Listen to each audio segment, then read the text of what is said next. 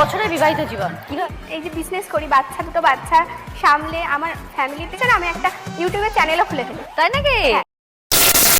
নমস্কার, সবাই কেমন আছো? আমি সঞ্চিতা আবারও চলে এসেছি নতুন একটা ভিডিও নিয়ে। আজকে সকাল থেকে ভিডিওটা শুরু করলাম কারণ দিনটা আজকে একটু আলাদা। আমার প্রথম সকালটাই শুরু হয় এই যে আমার এই ছোট্ট ছোট্ট ছানাগুলোকে দিয়ে, তাদেরকে জল দিয়ে তাদের ঘুম ভাঙায়। তারা আমার আগেই ঘুম থেকে উঠে যায় ঠিকই, সূর্যের আলো পেয়ে, কিন্তু আমার মনে হয় প্রত্যেকটা প্রাণকেই কিন্তু সকালবেলা আমরা যেমন এক গ্লাস জল খাই, ওদেরকেও একটু জল দেওয়া উচিত। তাই জন্য সকালবেলা উঠি আমি ওদেরকে আগে জল দিই, ঠাকুর প্রণাম করে তারপরে সমস্ত কাজ শুরু করি। আর সেদিন ছিল আমাদের দিদি নাম্বার 1-এর শুটিং।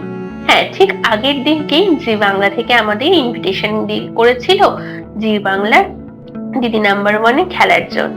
আমি আর আমার কর্তা মশাই সেদিনকে পার্টিসিপেট ছিলাম, আর তার জন্যই প্রচন্ড এক্সাইটেড ছিলাম।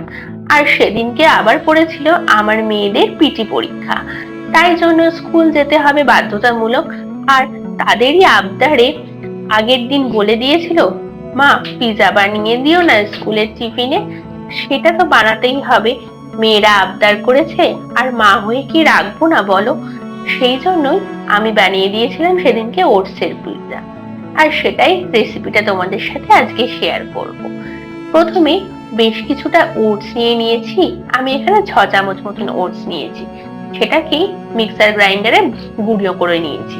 তার মধ্যে নিয়েছি 4 চামচ সুজি, 4 চামচ বেসন, অরিগ্যানো আর একটা ডিম, আর পরিমাণ মতো নুন। তারপরে অল্প অল্প করে জল দিয়ে একটা ব্যাটার বানিয়ে নিতে হবে। তারপরে 5 থেকে 10 মিনিট একটু রেস্টিং এ রেখে দেবে। ওই সময়তেই কড়াইতে তেল দিয়ে কিছু সবজি কেটে নেবে, বাড়িতে যার সবজি থাকবে সেই সবজি কেটে নেবে। আমার এখানে টমেটো, ক্যাপসিকাম, পেঁয়াজ আর পনির ছিল, আমি এই দিয়ে টপিংসটা বানাবো। প্রথমে কড়াইতে তেল দেওয়ার পরে তেল গরম হতেই টমেটো গুলোকে দিয়ে দেব। এরপরে দেব হচ্ছে পনিরগুলো দিয়ে একটু ভাজা ভাজা করব, আর অল্প একটু রসুন ওপর থেকে ছড়িয়ে দেব। রসুনকে একটু চপ করে রাখা রসুনকেই ছড়াবো। এরপরে অল্প পরিমাণ মতো নুন আর অল্প অরিগ্যানো, অল্প গোলমরিচ এর ওপর থেকে ছড়িয়ে একটু নাড়াচাড়া করব। আর অতি অবশ্যই দেব হচ্ছে একটু টমেটো সস। তারপরে বেশ খানিকক্ষণ সময় ধরে নাড়াচাড়া করতে করতে যখন দেখবো একটু ভাজা ভাজা হয়ে আসছে, তখন নামানোর আগে দিয়ে দেব ওই যে ক্যাপসিকাম আর পেঁয়াজটা। ক্যাপসিকাম আর পেঁয়াজ দেওয়ার পরে কিন্তু বেশিক্ষণ আর নাড়ানো যাবে না, তাহলে ওই যে পেঁয়াজ আর ক্যাপসিকামের ক্রাঞ্চিনেসটা কমে যাবে, যেটা পিৎজাতে একদম ভালো লাগবে না। এটা নর্মাল আমরা বড়রা খেলে এই এই সবটাই নাড়ানোর খুব একটা দরকার ছিল না, যেহেতু বাচ্চারা খাবে তাই জন্য আমি একটু নাড়িয়ে দিয়েছি। এরপরে সমস্তটাই ভালো করে নাড়িয়ে নেওয়ার পরে নামিয়ে নেব। ব্যাস। এই একটা কথা বলে রাখি, এই রকম রেসিপি জানো তো আমি আমার মেয়ের টিফিনে একদিন পাঠিয়েছিলাম, আর সেদিন ছিল ওদের স্কুলে ইন্টার স্কুল টিফিন কম্পিটিশন। আর সেই কম্পিটিশনে কিন্তু ফার্স্ট না হলে সেকেন্ড হয়েছিলাম। এক্সাক্ট পজিশনটা বলেনি, কিন্তু ওরা দুজন সিলেক্ট করেছিল, তার মধ্যে আমি একজন ছিলাম। যাই হোক, এরপর ওই টপিংস এর সবজিগুলো নামিয়ে নেওয়ার পরে কড়াইটা আবার ধুয়ে নিয়ে ওই একটা হাতার সাহায্যে একটু বাটার ব্রাশ করার পরে ওই ব্যাটারটা আস্তে আস্তে কড়াইতে দিয়ে দেবে।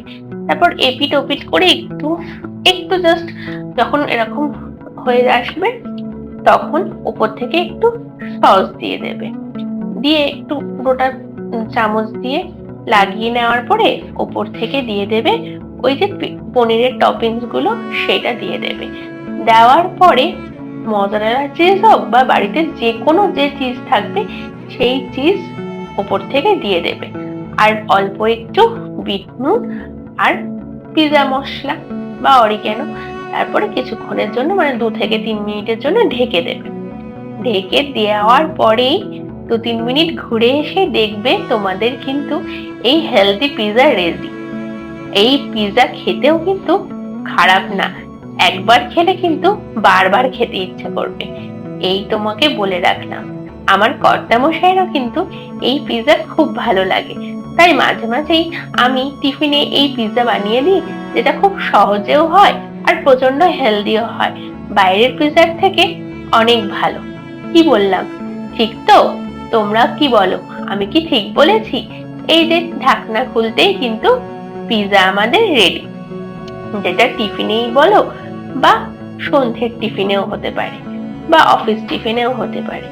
এই পিৎজা খুব হেলদি আর খেতেও পুরো পিৎজার মতো, কোনো অংশে কিন্তু কম না। এরপর সমস্তটাই রেডি করে চলে গেলাম স্কুলে ওদেরকে দিতে। এই যে একটু স্কুলে ঢোকার আগে একটু দুজনে মিলে খেলে নেয়, একটু মজা করে নেয়, তারপরে দিয়ে আসার পরেই আমরা রেডি টেডি হয়ে চলে গেলাম স্টুডিওর দিকে। সেদিনকে আর স্কুল থেকে ওদেরকে নিয়ে আসার দায়িত্বটা আমার ছিল না, আমার শ্বশুর মশাইয়ের ওপরেই দিয়ে দিয়েছিলাম। এরপর গন্তব্যস্থলে পৌঁছে গেছি, স্টুডিও। সত্যি কথা বলতে আমি এরকম স্টুডিওতে আগে কোনোদিন আসিনি, তাই প্রচন্ড এক্সাইটেড ছিলাম আর খুব মজাও হচ্ছিল। আর পাশে যখন কর্তামশাইকে পেয়েছি তখন এক্সাইটমেন্ট লেভেলটা অনেকটাই হাই ছিল। এবার মেকআপ টেকআপ করে এই যে শুটিং ফ্লোরে চলে এসেছি। এবার সবকিছু খেলাধুলোর মাপকাঠি বুঝে নিয়ে ব্যাস শুরু হয়ে গেল খেলা। খেলা, মজা, হাসি ঠাট্টা সবকিছুই হলো।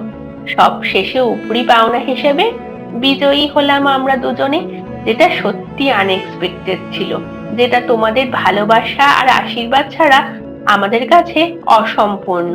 তোমাদের জন্যই আমাদের এই জয়, এটা কিন্তু আমি বিশ্বাস করি।